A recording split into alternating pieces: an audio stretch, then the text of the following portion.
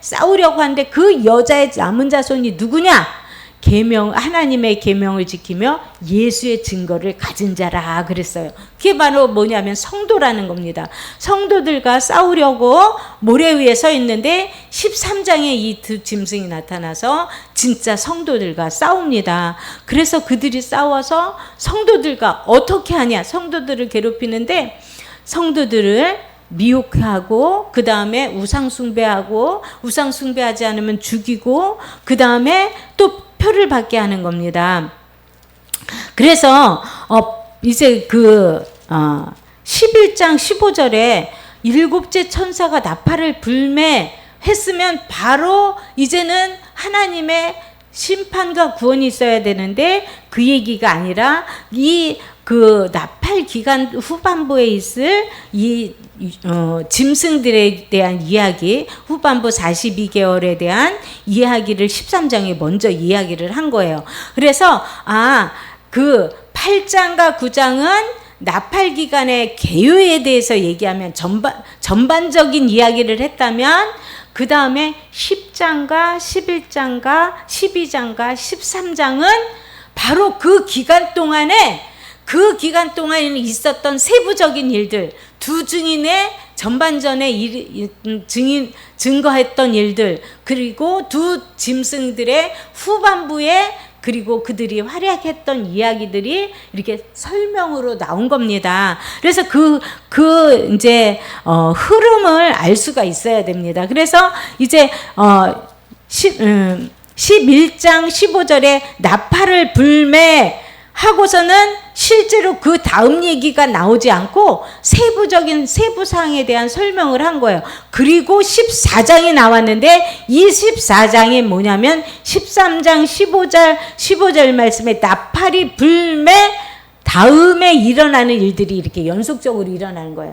제 말이 좀 복잡했나요? 이해가 되시나요? 13장 15절에 나팔을 불매했던 말씀이 바로 그 다음에 14장, 지금 14장이 일이고, 그 다음 12장과 13장은 이제 나팔 불기 이전에 나팔 기간 동안 6개 나팔 부는 기간 동안에 있었던 일들에 대한 세부적인 일들에 대한 설명입니다. 그래서 이제 마지막 나팔이 부르니까 마지막 나팔이 뭐예요? 주님이 오시는 거잖아요. 주님이 이제 두 증인이 활약하고 복음을 증거하다가 순교당하고 그 다음에 그 두 짐승들이 남아있는 한 땅에 있는 사람들을 괴롭히고 미혹하고 그래서 표를 받게 하고 이렇게 하는 일들이 있은 후에 그 다음에 이제 마지막 나팔이 불면서 이제 주님께서 오십니다. 그래서 여기서는 오시는 장면에 대해서는 나팔 부고 어떻게 왔다, 천사들을 끌고 왔다 이런 얘기는 없지만 이제 주님께서 오셔서 성도들이 구원받는 모습에 대해서 말씀을 하고 있습니다. 그래서 이제 주님께서는 공중으로 오신다 그랬어요. 공중으로 오시면 이제 구원받은 성도들, 지금 여기 14만 4천들은 그 전에 하나님의 인침받아서 활약했던 두 증인, 그 순교자들을 말하고 있습니다. 근데 이 순교자들 뿐만 아니라 그 이후에 순교자들이 죽은 이후에도 짐승에 의해서 순교당한 사람들이 있어요. 왜냐하면 칼에 죽을 자는 칼에 죽고 잡혀갈 자는 잡혀가고 그리고 맞을 자는 맞고 이런 일들이 있을 텐데 그때 죽는 자들도 있고 그 다음에 피하는 자들도 있는데 이렇게 죽임당한 자들, 그런 자들이 누구냐면 순교자입니다. 이제 순교자의 숫자가 차니까 이제 마지막 나팔이 부른 거예요. 그래서 하나님의 일을 할 때 때가 참에 일하십니다. 아무 때나 오는 게 아니에요. 물론 우리가 주님이 언제 오실지 아무도 몰라. 하지만 때라는 게 있습니다. 이스라엘 백성이 아브라함이 가나안 땅으로 갔잖아요. 이제 유브라데강 저쪽에서 하나님께서 부르셔서 가나안 땅에 왔지만 그 아브라함이 왔을 때는 이미 가나안 땅에 7족속들이 살고 있었어요. 그런데 그들을 다 멸망시키고 아브라함이 그 땅을 차지한 게 아니에요. 왜냐하면 아직까지 가나안 땅의 사람들이 죄가 차지가 않았대요. 관영하지 않았다요. 그들의 죄가 아직 차지 아니하였기 때문에 아브라함의 자손들을 어디로 보내냐면 애굽으로 보냅니다. 애굽으로 보내면서 하나님께서 아브라함에게 이들의 죄악이 아직 차지 않았기 때문에 너의 족속이 이제 애굽 땅에 가서 400년이 찬 다음에 그 후에 여기에 죄악이 가득 차면 그때 와서 이들을 멸하고 이 땅을 너희가 차지할 것이다 라고 약속을 주셨습니다.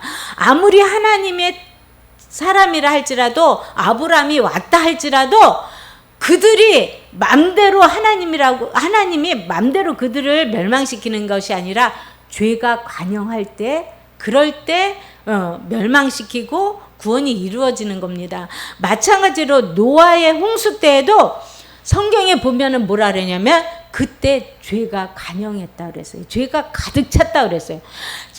죄가 가득 찼기 때문에 하나님께서는 홍수로 그 땅에 멸망을 하게 된 것입니다. 마찬가지로 소돔과 고모라를 멸망시킬 때도 그들의 죄악이 가득 찼다고 했습니다.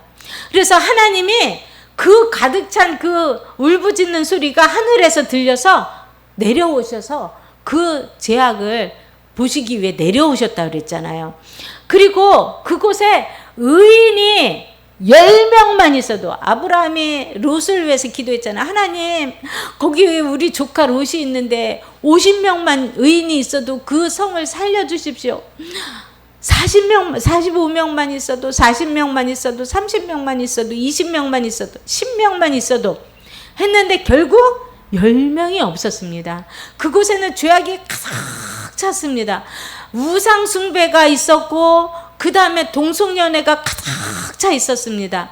그래가지고 천사들이 그곳에 갔을 때 그 지역 사람들이 롯에게 찾아와서 온 사람들을 내보내라. 우리가 그들과 관계하리라. 이렇게 얘기했습니다. 그만큼 죄악이 가득 찰 때 하나님은 멸망을 시키십니다. 이렇게 죄악이 가득 차는데 마찬가지로 바벨론도요. 멸망할 때 마지막 왕이 누구냐면 벨사살 왕이었습니다.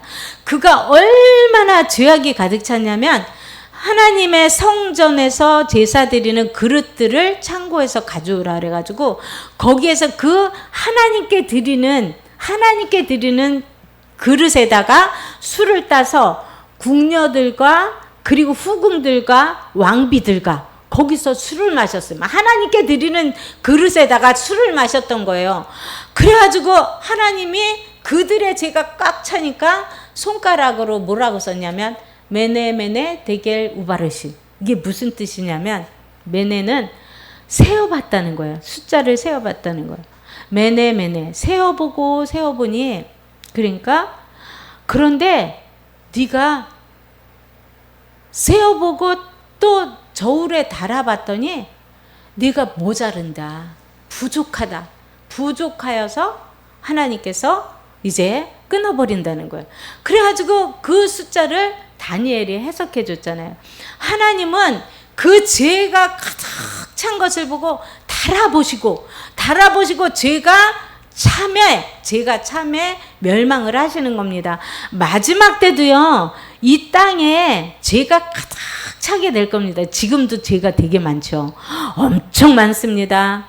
우리도 들어본데 무슨 연쇄살인 사건도 있고 여러 가지 사건들이 있지만 점점 갈수록 죄악은 가득 차게 될 것입니다.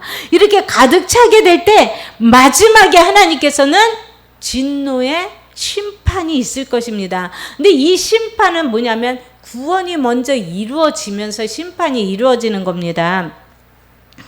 그래서 그 마지막 이런 심판이 이루어지는데 이때 바로 주님께서 오셔서 성도들을 공중으로 끌어올라 가시는 거예요.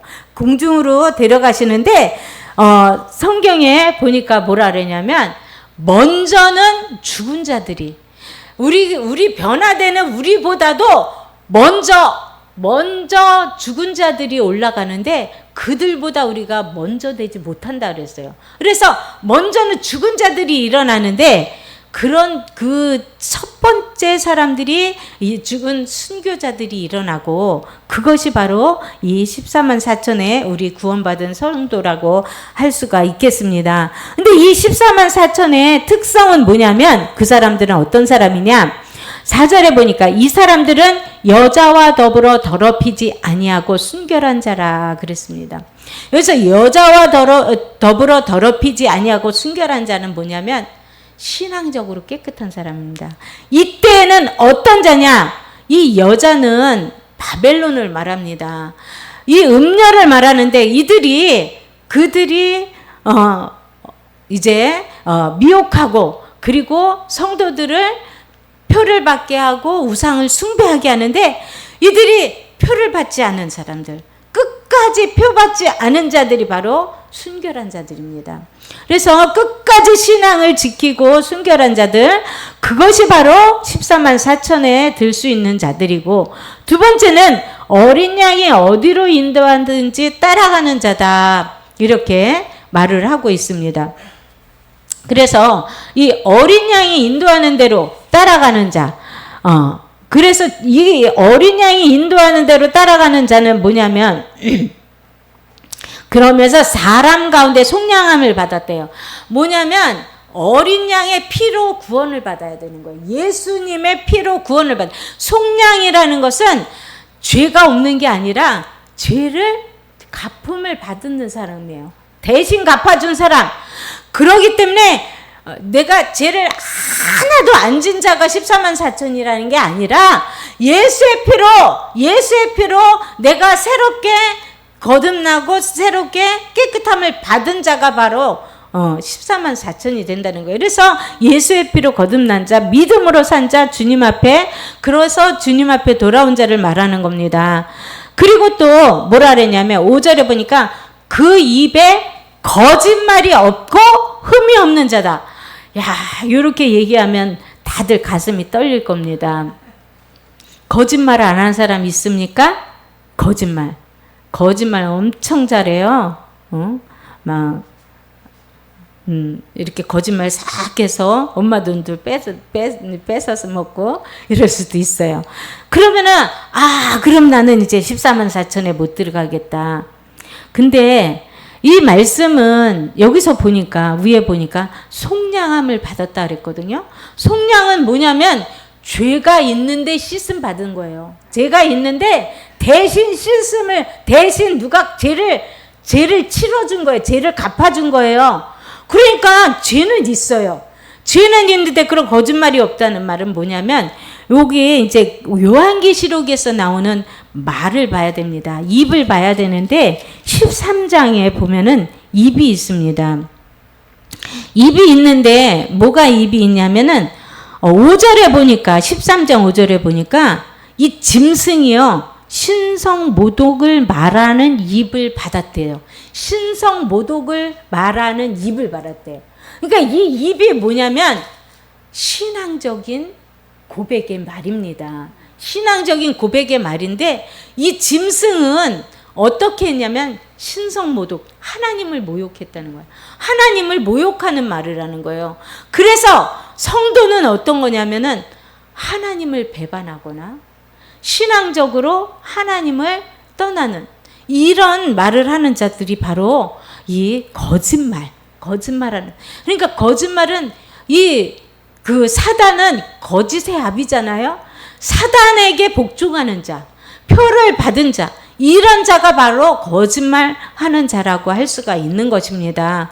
그래서 예를 든다면 하나님이 어디 있어? 하나님 없어. 니체처럼 하나님은 죽었어. 하나님은 죽었어.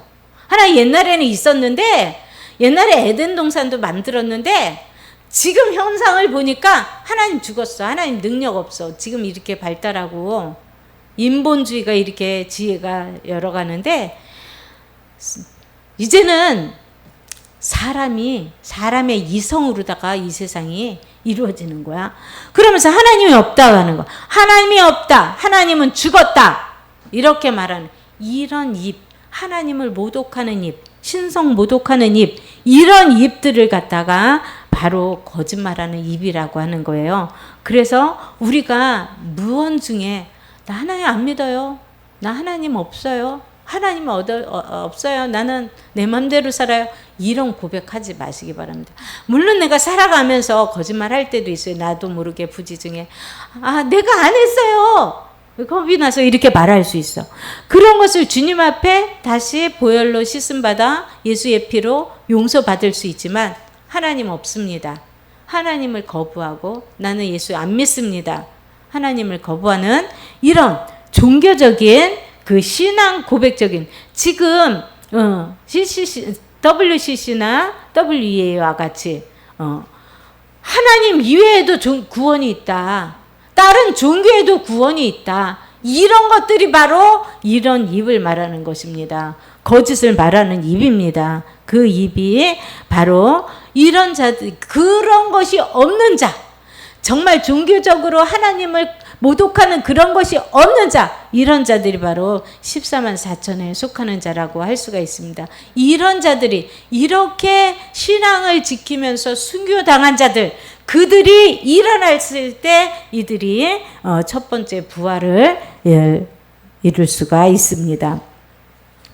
이게 첫 번째 부활이고요. 그 다음에 이제 4절부터 나오는 말씀은 이제 여기서는 뭐가 나오냐면 어떤 천사가 공중에 날아가는 천사가 영원한 복음을 모든 민족과 종족과 방언과 백성에게 전한다고 그랬어요. 그런데 물론 이때 마지막 때는 천사가 나타나서 애들아 그러면서 천사가 날아다니면서 하나님 말씀을 전한다 이렇게 생각하지 않습니다. 하나님의 종들을 통해서 우리에게 말씀을 전해줄 줄 믿습니다. 그런데 이 요한계시록을 통해서 이렇게 흐름을 통해서 중간중간마다 하나님이 중요한 메시지를 증거할 때가 있습니다. 10장에서도 하나님의 메시지가 나옵니다. 뭐냐면 때가 가까웠다. 네가 이 작은 두루마리를 먹고 그리고 증언해야 한다. 다시 증언해야 한다. 라고 그렇게 말씀하시는 것이 이제 마지막 증인들에게 하나님의 명령이었습니다. 그런데 이 말씀도 지금 막 이런 나팔들이 막 불면서 하나님의 구원이 일어나면서 심판이 일어나면서 아직은 심판의 때가 되지 않았습니다. 지금 증거하고 있는 중입니다.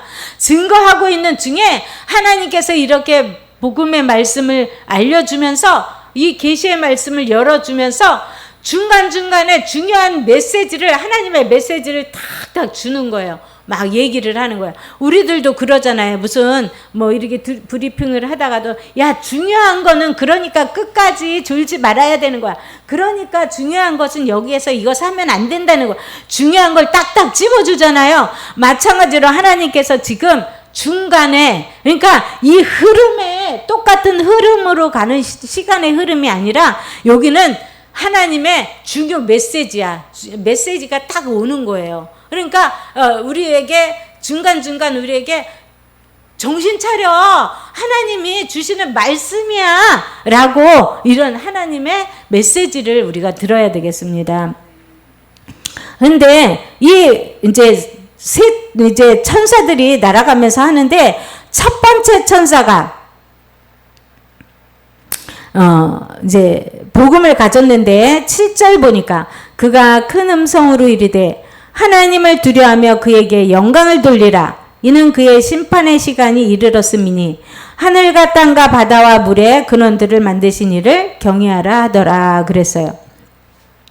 이게 첫 번째 복음입니다. 첫 번째 복음인데 뭐라 그랬냐면 하나님을 두려워하래요.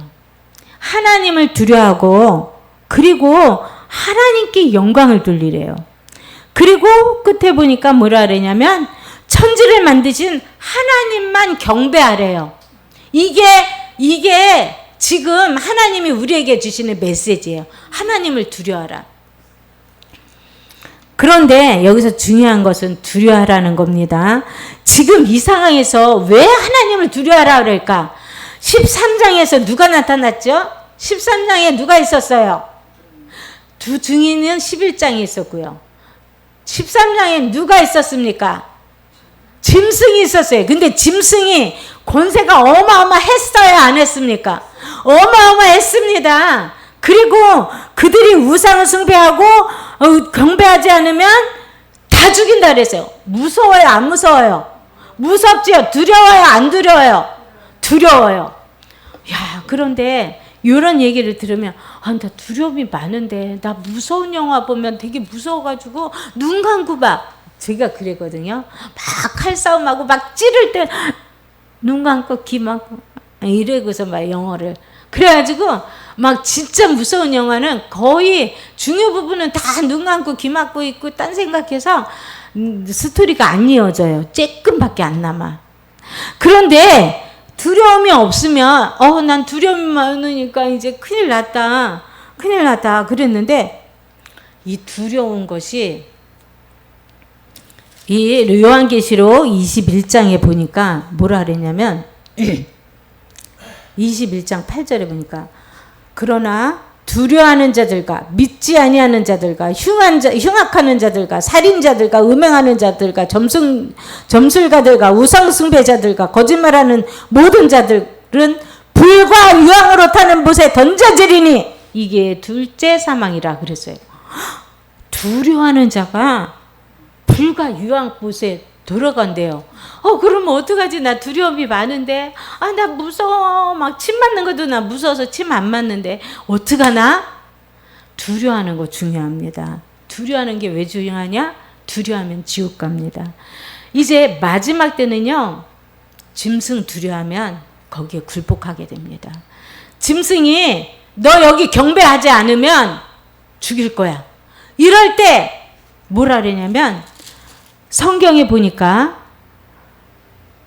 하나님의 이름에 13장 8절에 보니까 어린 양의 생명책에 창세 이후로 이름이 기록되지 못하고 이 땅에 사는 자들은 다 그 짐승에게 경배하리라. 다 확인된대요. 하나님이 택한 자, 하나님의 성경책에 이름이 기록되지 않은 자는 막 진짜 용기 있는 사람, 막 헬스하는 사람, 또 격투하는 사람, 레슬링 선수, 권투 선수도 경배하게 된대. 하나님의 성경책에 기록되지 않은 사람은 다 경배하게 된대. 그러니 짐승을 두려워하면은 어떻게 되겠어요? 다 경배하게 되는 거예요. 중요한 거는 뭐냐면 우리가 이 짐승의 시기에 이 마지막 환란에 이기려면 성경책에 내 이름이 기록되어 있어야 돼요. 성경책에 이름이 기록되어야 되고 하나님의 인침을 받아야 돼. 너가 내 자녀야. 내 자녀야. 그러면 하나님이 지켜주세요. 어떻게 해서라도 지켜주세요. 난 그거를 많이 체험했어요. 우리 엄마를 하나님이 돌아가셨는데 진짜 막 며느리가 막 구박하고 그래가지고 너무 그래가지고 저기 한 상태였는데 마지막 순간에 내가 목사님하고 같이 가서 예배드리고 기도해 주는데 눈이 회복되고 막 다 여기 욕창이 나서 움직이지도 못하는데 입으로 다 뻥긋뻥긋 거리면서 찬양 부르면서 아멘 하면서 눈이 다시 싹 맑아지더니 2시간 동안을 그러다가 이제 올케가 딱 들어오니까 그 다음에 팍 잠이 들더니 따귀를 때려도 안 깨더라고요. 그러더니 돌아가셨어요. 그거 보면서 하나님이 택한 사람은 마지막 순간에 어떻게 해서라도 구원하시는구나. 나를 그때 이제 잘 못 갈 때였는데 그런데 엄마한테 갔는데 목사님이 생전 안 가다가 나도 갈게 하고서 따라가가지고 기도해 줬는데 그날 다 회복하고 눈이 회복되고 찬양 부르고 막 아멘 아멘 아멘 그러다가 천국 갔어요.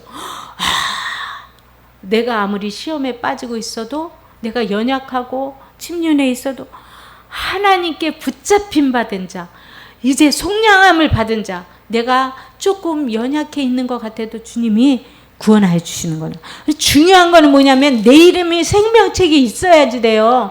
그러니까 그 마지막 때 내가 구원받으려면 내가 두려움이 없는 사람이 돼야지. 그래서 역기를 들어야지, 헬스 해야지, 무슨 승마를 해야지, 무슨 칼싸움을 해야지, 이렇게 해서 내가 용기 있는 사람이 되는 게 아니라요, 생명책에 내 이름이 있으면 하나님이 구원하시지만, 안 그러는 자는 모두 키 큰 자나 부자나 권세 있는 자나 돈 있는 자나 왕까지도 그 앞에서 다 절을 하게 된다는 겁니다.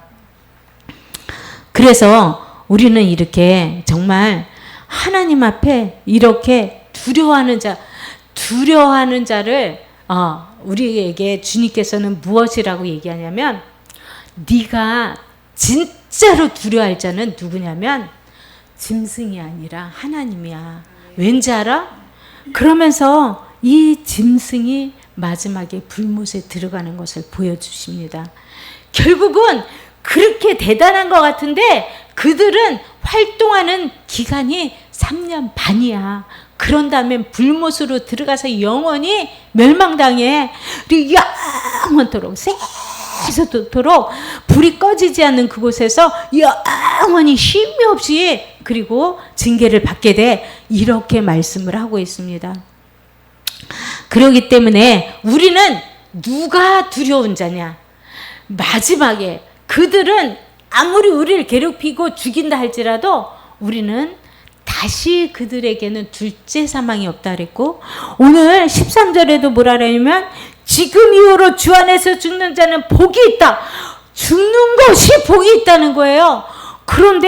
그러나 그들은 영원토록 불못에 들어가기 때문에 진짜 불못에 넣는 그분이 진짜 두려운 자다. 그러니까 하나님을 두려워해라. 하나님이 두려우면 그들이 칼을 가져와도 내가 이 칼에 맞으면 그 후에 천국인데 더 좋은 곳인데 라는 것을 안다면 그걸 이길 수 있다는 거예요. 진정한 믿음이 있는 자는 그 칼 앞에서도 짐승 앞에서도 무서워하지 않고 이길 수 있지만, 정말 누가 두려울 자냐? 그들이 두려운 것이 아니라 하나님만을 두려워하라. 짐승을 두려워하지 말고 하나님을 두려워하라라는 겁니다. 그래서 누가 두려운 자냐를 정확히 알라는 겁니다. 두 번째는 뭐냐면, 둘째가 그들을 따라 8절에 보니까 또 다른 천사가 둘째가 그들을 따라 말하되 무너졌도다 큰 성 바벨론이여, 모든 나라에게 그의 음행으로 말미암아 진노의 포도주를 먹이던 자로다. 바벨론이 멸망한다는 거예요. 물론 지금 멸망 아닙니다. 나중에 멸망인데 하나님이 지금 경고하는 거예요. 우리에게 알려주시는 거야. 너네 무서워하지 마. 결국 이들이 대단한 것 같은데 무너질 거야. 한 번에 무너질 거야. 무너지는데 무너졌도다. 두 번 반복하는 것은 확실하다는 거예요. 그들은 무너질 거야. 그들은 멸망할 거야. 그거를 우리에게 알려주고 있습니다. 근데 그들이 누구냐?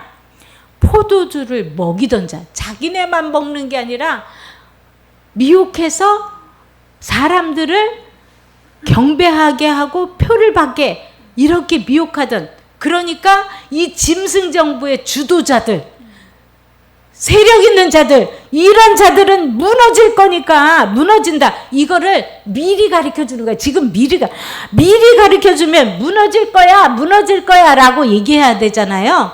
그런데 너무 확실하니까 과거형을 쓰는 거야. 무너졌도다 이렇게 말하고 있습니다.